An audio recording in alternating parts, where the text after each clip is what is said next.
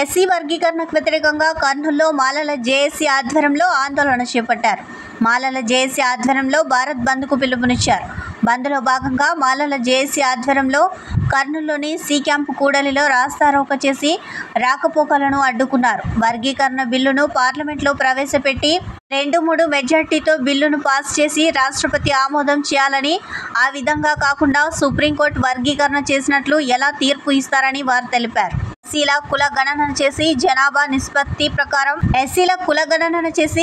నిష్పత్తి ప్రకారం రిజర్వేషన్లు అమలు చేయాలని మాలల జేఏసీ చైర్మన్ ఓబులేసు కోరారు. ఆర్టికల్ 341కి వ్యతిరేకంగా ఎస్సీ వర్గీకరణ చేశారని ఆయన తెలిపారు.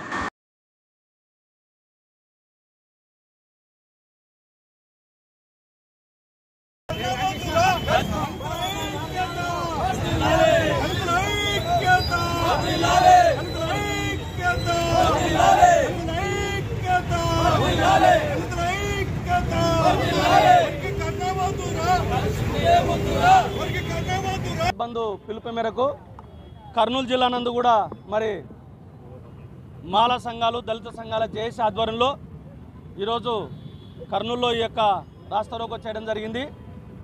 ముఖ్యంగా ఈ బంధు పిలుపు ఏంటంటే, వర్గీకరణ సుప్రీంకోర్టు తీర్పు ఇచ్చేంత రైట్స్ సుప్రీంకోర్టుకు లేవు.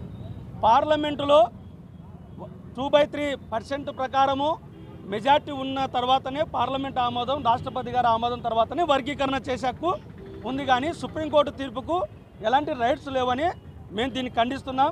అలాగే ఇండియాలో ఎస్సీలు కులగణన జరగాలి.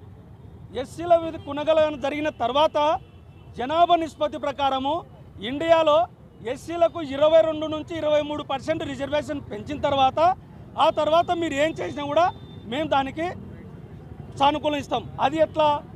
ఎవరికి ఎస్సీలకు అన్యాయం చేయకుండా చేసే విధంగా చేయాలి. అలాగే క్రిమిలేయర్ తీసుకొచ్చారు.